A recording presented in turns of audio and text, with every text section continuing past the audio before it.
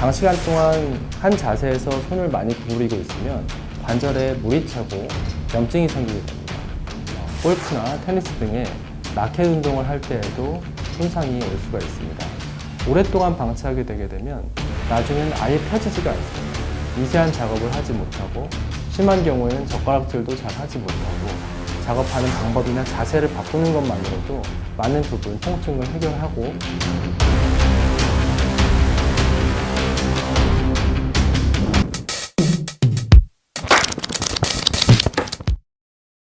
안녕하세요. 바른세상병원 수족부센터 정형외과 전문의 김동현입니다.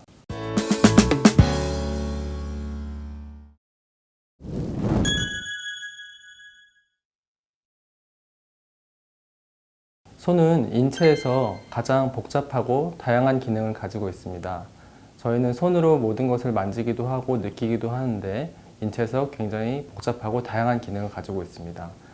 또한 두 번째로 손의 기능은 뇌의 기능과 밀접한 연관이 있습니다. 예를 들면 뇌경색이나 뇌졸중 같은 병이 있을 때 손의 기능이 가장 먼저 떨어지게 되고 반대로 손의 기능이 떨어지는 경우에 뇌의 기능이 저하되는 경우가 있습니다. 마지막으로 미용적인 측면에 있어서 손은 굉장히 중요합니다. 미용적으로 손이 만족스럽지 못하게 되면 그것으로 인해서 병원을 찾는 경우도 많이 있습니다. 손의 구조와 각각의 기능에 대해서 말씀을 드리겠습니다. 제가 여기 옆에 모형을 가져왔는데요. 저희 손 뼈의 모양입니다. 아래쪽에 요골과 척골을 포함하는 전완골이 있고요. 그리고 그 사이에 8개의 수근골이 있고 수근골 위쪽에 중수골 위쪽에 수지골 이렇게 포함되어 있는데 수근골을 제외한 이 부분을 손이라고 얘기를 하게 됩니다. 먼저 첫 번째 손가락을 먼저 보면 엄지손가락은 사방향 동서남북으로 모두 움직일 수가 있기 때문에 가장 넓은 운동 범위를 가지고 있고요. 두 번째 손가락은 독립적으로 운동을 할 수가 있습니다. 그래서 가장 범위가 넓은 엄지손가락과 독립적으로 운동이 가능한 두 번째 손가락으로 저희가 핀치라고 하는 가장 미세한 작업들을 이 두 손가락으로 많이 할 수가 있습니다. 세 번째, 네 번째, 다섯 번째 손가락은 이 첫 번째, 두 번째 손가락이 작업을 하는 동안 그것을 도와주는 역할을 합니다. 물건을 안정되게 잡아주는 역할을 하고요. 이쪽 전완근에서 시작된 힘줄이 손가락 끝으로 뻗어오게 되는데 아래쪽으로 뻗어오게 되는 힘줄을 굽힘건이라고 하는 힘줄이 있습니다. 그리고 손 등 쪽으로는 보시다시피 신전건이라고 하는 힘줄이 겉에서 보이게 됩니다. 손가락 관절에 각각이 움직이는 게 아니고 이 굽힘건과 신전건을 통해서 운동을 할 수 있게 도와줍니다.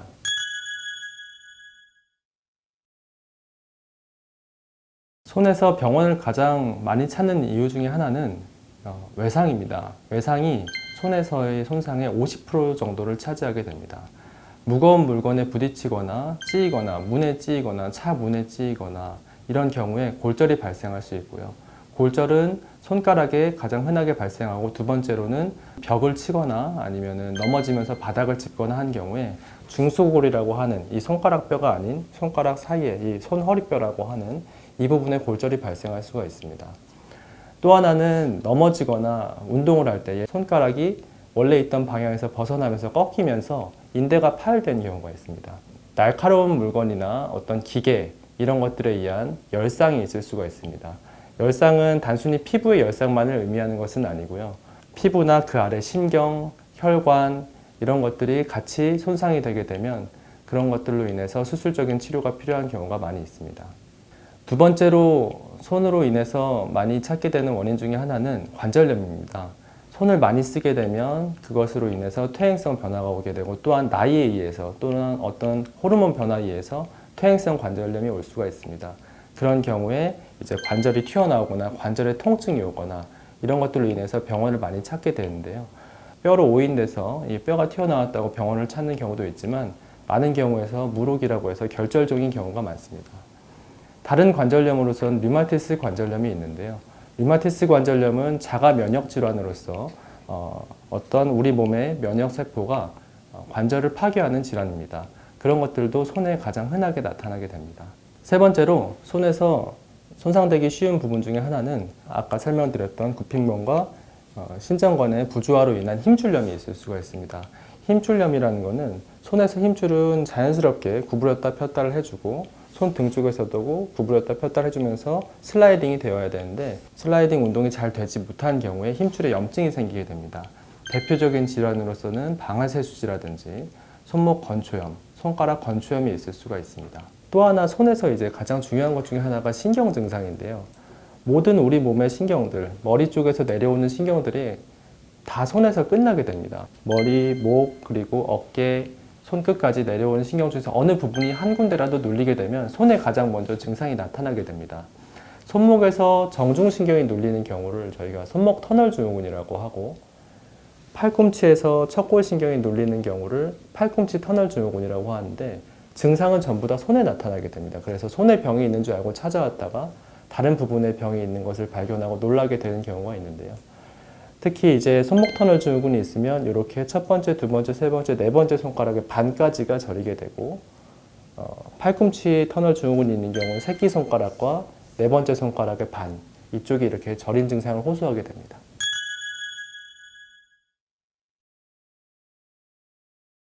손에 손상을 일으킬 수 있는 가장 흔한 습관으로는 강한 악력으로 장시간 일을 하는 경우가 있습니다. 장시간 동안 한 자세에서 손을 많이 구부리고 있으면 관절에 활액막염이라고 해서 관절에 물이 차고 염증이 생기게 됩니다.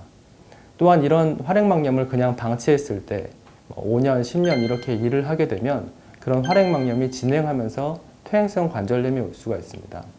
무지기저부 관절염이라고 하는 것이 있습니다.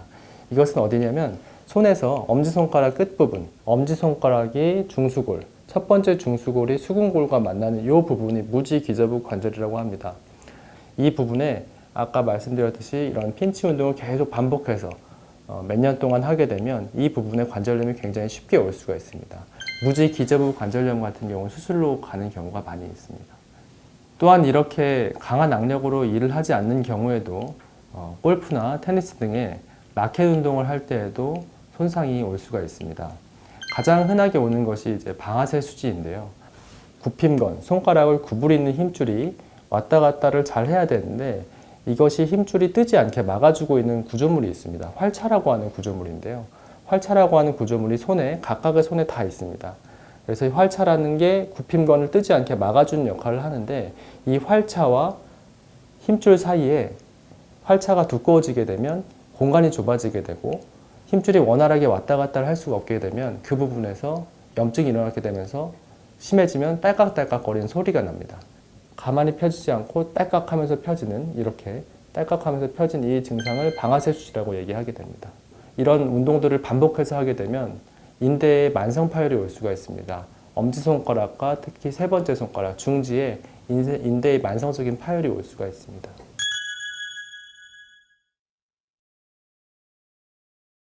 네, 운동 직후에 손에 통증이 오는 것은 정상입니다. 운동하고 난 직후에는 손이 많이 부어 있고, 그리고 어떤 운동을 하느냐에 따라서 시간에 따라서 다르겠지만 운동 이후에 직후에 손에 통증이 오는 것은 이상이 있는 것은 아닙니다. 하지만 이런 통증들은 대부분 30분 이내에 호전이 되어야 되고요. 만약에 30분 이내에 호전되지 않는 정도의 지속되는 통증이 있다고 하면 이것이 반복될 경우에는 손에 손상을 줄 수가 있습니다.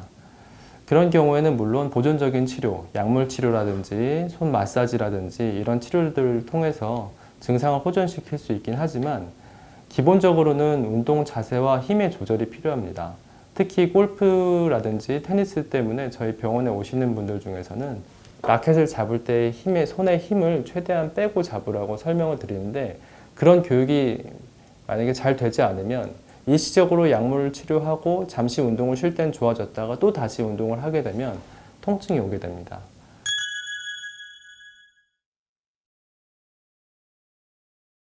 퇴행성 관절염을 방치하게 되면 처음에는 통증으로 시작했다가 통증이 지속되게 되면 변형이 오게 됩니다. 손가락이 휘거나 뼈가 튀어나오거나, 그럼에도 불구하고 기능적으로는 이상이 없는데 이게 몇 년 지나고 나다 보면 기능적으로 저하가 오게 됩니다. 기능 저하라는 거는 결국에는 물건을 잘 짚지 못하고 미세한 작업을 하지 못하고 심한 경우에는 젓가락질도 잘 하지 못하고 이렇게 변화가 진행을 되게 됩니다. 다음으로 힘줄염을 방치하게 되게 되면 처음엔 마찬가지로 통증으로 시작했다가 그 다음엔 영구적인 손상이 오게 됩니다. 방아쇠 수지 같은 경우에 오랫동안 방치하게 되게 되면 손가락이 처음에는 딸깍거리는 증상만 있다가 나중에는 아예 펴지지가 않습니다. 그리고 다 폈을 때, 손가락을 쫙 폈을 때도 손가락이 살짝 구부러져 있는 듯한 형태를 취하게 되는데요. 그래서 손가락이 구부러지게 되면 그때는 다른 치료보다는 빨리 수술적인 치료가 필요하다라고 말씀을 드리게 됩니다. 그리고 이런 것들을 계속 방치했을 때는 드물게는 힘줄에 만성적인 파열이 올 수도 있습니다. 그 다음에 신경 증상을 방치할 경우가 가장 사실 심각한데, 신경 증상을 방치할 경우에는 근력 저하라든지 영구적인 기능 저하가 올 수 있습니다. 근력 저하가 발생했을 때 다시 되돌리기가 굉장히 어렵기 때문에 근력 저하가 시작된 경우, 예를 들면 환자분들이 손이 저리면서 자꾸 물건을 놓쳐요, 아니면 손에 쥐는 힘이 없어져요 라고 말을 하는 경우에는 어떤 점일 검사라든지 적극적인 치료가 필요합니다.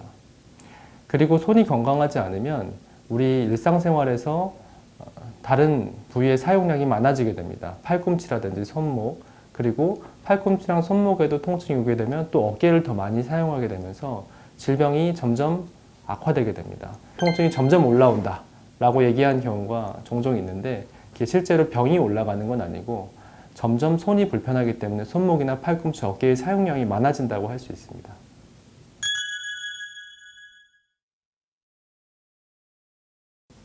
류마티스 관절염은 손에 가장 흔하게 나타날 수 있습니다. 류마티스 관절염이라는 것은 자가 면역 질환인데요. 우리 몸의 면역세포가 외부에서 들어온 나쁜 바이러스나 세균을 파괴하는 것이 아니고 자기 관절을 파괴하는 것이 류마티스 관절염입니다. 류마티스 관절염에서 손이 침범되는 경우는 약 90% 정도라고 합니다. 류마티스 관절염 환자에서 가장 먼저 오는 증상은 조조강직 증상입니다.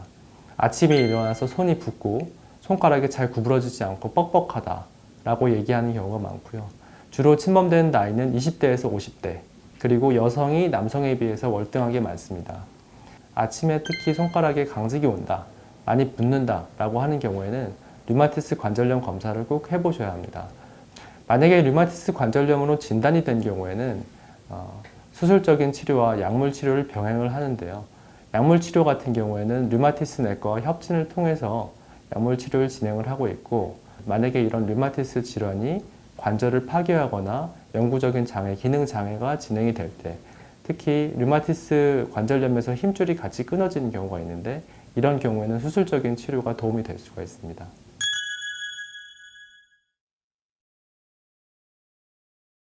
우선 외상 이후에 붓기가 가라앉지 않는다면 병원을 내원을 하셔야 합니다. 손가락 같은 경우에는 각각의 관절들의 모든 부분에서 인대가 파열될 수가 있기 때문에 뭔가 붓는데 아프다, 아프고 이런 것들이 가라앉지 않는다라고 하면 병원을 꼭 내원하시길 바랍니다. 다음으로는 관절에 통증이 오면서 관절 운동에 불편함이 느껴진다라고 하면 병원을 내원을 하셔야 합니다. 관절 운동에 불편함이 느껴진다라는 것은 관절에 물이 찼다라는 의미이고, 이런 경우에 있어서 방치하게 되면 관절염이 오거나 2차적인 힘줄염이 또 생길 수가 있기 때문에 병원을 찾으시길 권유드립니다. 손바닥이나 손등이 저리다 라고 하면 어느 부분에서라도 신경이 눌리고 있다는 뜻이기 때문에 이런 신경이 눌리는 것을 진단하기 위해서, 또 어느 정도 눌리는지, 근력 저하가 왔는지를 판단하기 위해서 병원을 꼭 찾으시길 권유드립니다. 그리고 방아쇠 수지 증상, 손가락이 딸깍거리는 증상이 나타났다 그러면은 병원에 와서 간단히 치료할 수 있으니까 이런 경우에는 미루지 말고 병원을 찾으시길 꼭 권유드리고 있습니다.